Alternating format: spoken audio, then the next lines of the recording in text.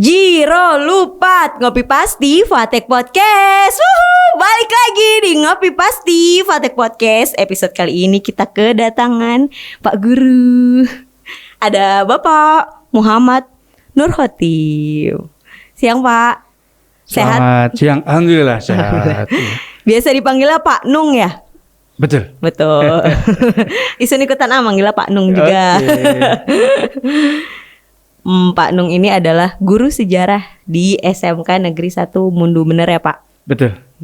Lagi sibuk apa sekarang nih pandemi? Sibuk tidur. tidur ngonten. Iya.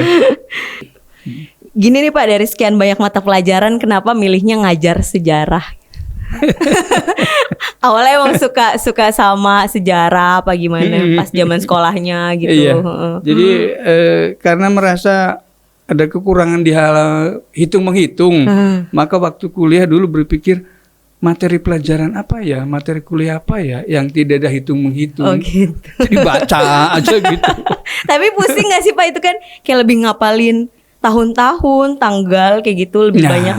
Itu yang akhirnya dalam proses perjalanannya kebetulan saya suka membaca.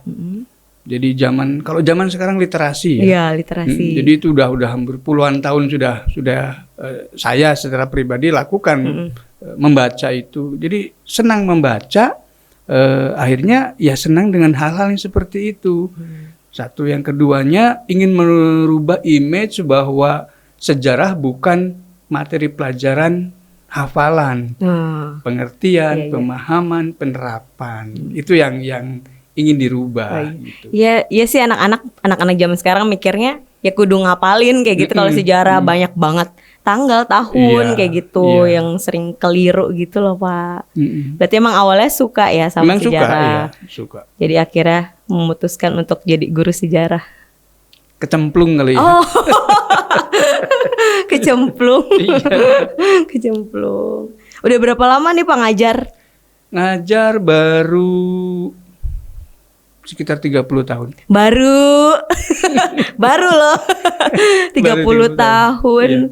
Berarti dari tahun berapa tuh? Sekitar 89 sampai 90. Oh, 89 90. Iya, 30 tahunan kurang lebih lah ya. 30 tahun. Berarti sebelum berumah tangga gitu udah ngajar apa? Enggak,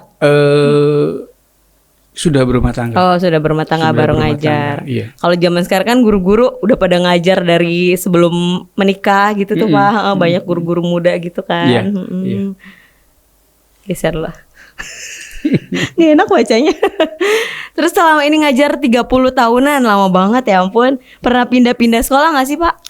Dulu pernah sebelum di SMK 1 Mundu, sebelumnya sudah pernah ngajar di swasta. Ya, di swasta, ya namanya waktu itu kebutuhan hidup. Untuk tahun-tahun era-era 80-90an tuh yang namanya guru tuh ngajar kemana-mana. Oh, jadi dilakonin gitu? Dilakonin, kan mana-mana ngajar itu. Jadi berangkat matahari belum terbit, pulang matahari sudah tidak kelihatan. Oh. Maksudnya beberapa sekolah gitu sekolah. Pak? Oh, iya, baru beberapa tahu. sekolah. Beberapa sekolah. Kenapa kok bisa begitu? Memenuhi kebutuhan hidupnya. Tapi boleh ya? Boleh waktu boleh. itu. Iya. Ya berarti di SMA ini iya, di ini iya gitu ya. Iya. Baru tahu. Itu guru zaman dulu itu seperti itu. Ya, kalau sekarang kan udah tidak diperkenankan hanya satu sekolah, apalagi dengan program sertifikasi, kuota setiap guru ada dalam satu sekolah, tidak diperkenankan untuk ada di beberapa sekolah. Memang sekarang seperti itu, tidak diperkenankan untuk beberapa sekolah. Iya. Baru tahu. Seru dong, berarti muridnya banyak banget. Sekali. Banyak sampai, sekali. Iya, satu sekolah aja kan kadang guru satu kelas pun atau satu angkatan lah nggak apal gitu. Apalagi ini beberapa sekolah. Beberapa sekolah gitu. Akhirnya kan punya banyak murid, punya banyak teman. Iya. Itu kenapa? Karena memenuhi kebutuhan hidup. Hmm. Apakah kemudian uangnya jadi banyak? Tidak. Tidak juga. Jadi kalau orang Cirebon itu nggak urup, Mm-mm. tenaganya nggak kebayar mungkin. Iya. Kebutuhan lain iya, tapi tenaga tidak terbayar. Makanya untuk guru-guru sekarang yang berkecimpung di dunia pendidikan itu, wow, sudah enak sekali. Sudah enak ya. Sudah gitu enak zaman sekali, sekarang. Walaupun yang honorer juga Betul, lebih sama. lebih enak Sekarang gitu kan ya. sudah diperhatikan oleh pemerintah ya. Nggak kayak Kalau zaman dulu pemerintah ya karena situasi ya, jadi belum sampai masuk ke ranah dunia pendidikan dalam hal masalah honor gitu. Iya, suka denger curhatan teman-teman yang honorer juga zaman dulu cuma dibayar berapa Iya. gitu, kayak yang abis buat ongkos doang, uang Iya, makan doang kayak betul gitu ya itu. Pak. Iya, Tapi sekarang lebih enak Sekarang kali, lebih diperhatikan lah. terjamin kita gitu ya. berterima kasih sama pemerintah ya, dan bersyukurlah pada adik-adik saya yang sekarang menjadi guru, baik itu yang sudah PNS maupun yang masih honor. Ya. Iya. Halo, maaf ya, saya harus berani ngomong begini nih. Ini mumpung ada di podcast ini ya. Curhat-curhat. Saya sudah hampir meninggalkan profesi sebagai guru. Kenapa? Saya ingin naik kelas. Apa itu? Saya ingin menjadi pendidik. Beda dong. Beda ya Pak? Beda banget. Konteksnya menurut saya, pemahamannya, guru itu hanya mentransfer materi, ilmu. Setelah itu selesai. Tanggung jawab moral kadang-kadang tidak ada. Makanya guru adalah sosok ya pendidik.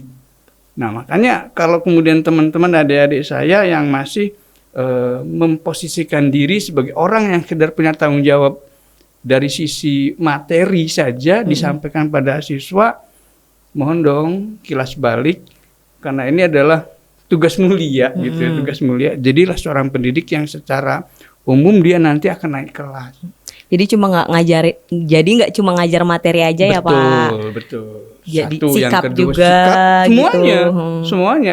Kalau pendidikan tidak harus selalu di dalam kelas. Iya. Di luar kelas juga dia harus ada lah gitu, sosok gurunya bisa kesana kemari. Sama seperti pejabat sekarang loh, anggota DPR, anggota MPR, atau pejabat siapapun ya. Itu kan jabatan itu melekat 24 jam. Sama seperti kita juga, ya, melekat 24 jam Ya, itu. walaupun nggak di sekolah gitu ya Walaupun Pak. di sekolah, tapi selalu disebut guru. Iya. Padahal guru kan hanya di sekolah profesinya. Ketemu di pasar gitu. Ada Pak Guru Ya gitu. itu kan. Berarti itu tadi ceritain mau apa Pak? Jadi guru, jadi pendidik. Terus? Iya, jadi dengan kita memposisikan diri sebagai seorang pendidik, maka ini cara pandang saya ya, akan naik kelas. Guru sudah pasti menyampaikan materi, tetapi profesi sebagai pendidik itu lebih mulia lagi. Satu, dia bisa melakukan interaksi tidak sekedar di dalam kelas. Bisa dimanapun, bisa kapanpun, bisa kepada siapapun. Kalau guru, wah kamu bukan bagian dari bukan saya, murid saya bukan gitu ya. murid. Itu sudah menutup diri. Saya nggak mau. Siapapun orang yang berinteraksi dengan saya akan selalu memasukkan hal-hal yang relatif sekebutuhannya ya. Konteksnya misalnya anak yang kelas 3 SMP, SMA, saya paham situasi kondisi. Saya coba masuk, belajar yang baik dan sebagainya lah, kurang lebih seperti itu, sehingga bisa bersentuhan di manapun, kapanpun.